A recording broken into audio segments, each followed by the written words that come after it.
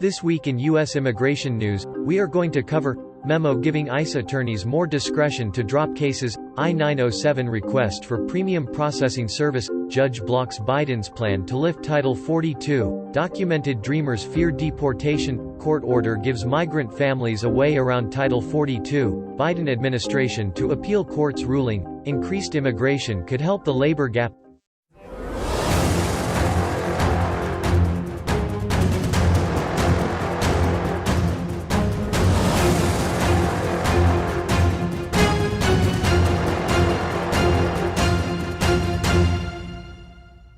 Four Senate Republicans are criticizing the Biden administration's efforts to reduce the immigration case backlog by focusing on deporting migrants that pose a public safety threat.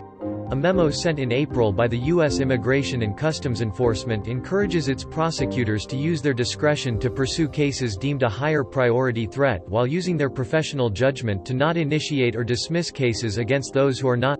Sen. Rick Scott sent a letter arguing that the ICE memo is allowing a practice that is an abuse of prosecutorial discretion over what cases to bring in. USCIS announced that petitioners may use Form I-907, request for premium processing service, to request faster processing of Form I-129, petition for a non-immigrant worker, and Form I-140, immigrant petition for alien worker.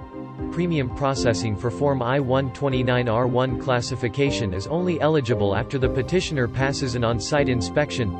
The filing location for Form I-907 depends on whether the petitioner is requesting premium processing for Form I-129 or Form I-140. Beginning July 1, 2022, USCIS will only accept the May 31, 2022 edition.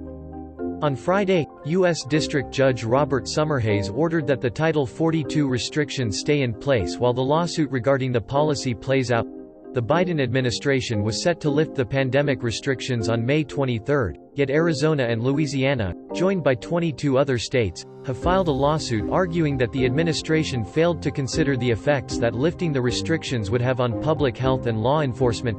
Individuals have been expelled over 1.9 million times since Title 42 was put in place in March 2020. If you are new to our channel, welcome and please subscribe to stay in the loop. We offer free 15-minute consultations if your case is qualified, so we can point you in the right direction. Stay tuned for the secret code later in the show. An estimated 200,000 documented dreamers in the U.S. fear deportation when they turn 21 and age out of the protection of their parents' visas. The America's Cultivation of Hope and Inclusion for Long-Term Dependents Raised and Educated Natively. America's Children Act of 2021 would let dependents of non-citizens who are in the U.S. on work visas apply for permanent legal status if they have been in the U.S. at least 10 years and have graduated from an institution of higher education. Other requirements would apply, but ultimately the bill would grant work permits to successful applicants. Without this protection, the young adults would have to self-deport at the age of 21, then apply for readmission into the United States. A recently decided court order by a federal judge in Washington, D.C. gives migrant families a way of crossing into the U.S. despite Title 42. The order allows migrant families to cite fear of persecution and torture in their home country as a path toward seeking protection in the United States.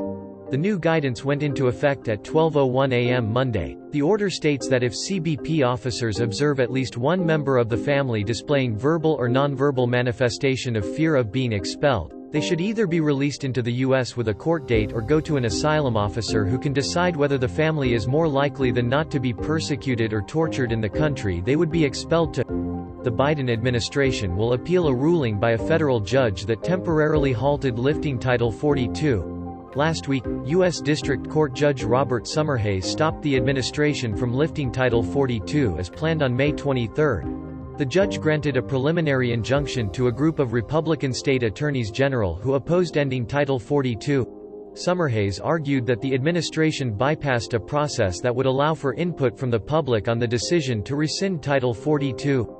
White House Press Secretary Karine Jean-Pierre argued that the authority to determine a public health policy should reside with the CDC.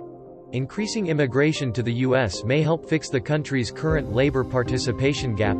A Goldman Sachs analyst explained the gap between the number of available jobs and the number of available workers has allowed wages to rise at a rate well above the pace of wage growth compatible with the Fed's inflation goal. The analyst said that the reduced immigration has played in the lower number of available workers in the country. The U.S. population is roughly 2 million people smaller than it would normally be due to the border closures caused by the coronavirus pandemic. Friends, show us some love and smash the like button. It doesn't cost you anything. If you have an immigration problem or need a second opinion because you cannot get a hold of your own lawyer, schedule a meeting with our team. Share information with our cares team and they will help you get scheduled with our legal team. Now here's a secret code to unlock the free 15 minutes.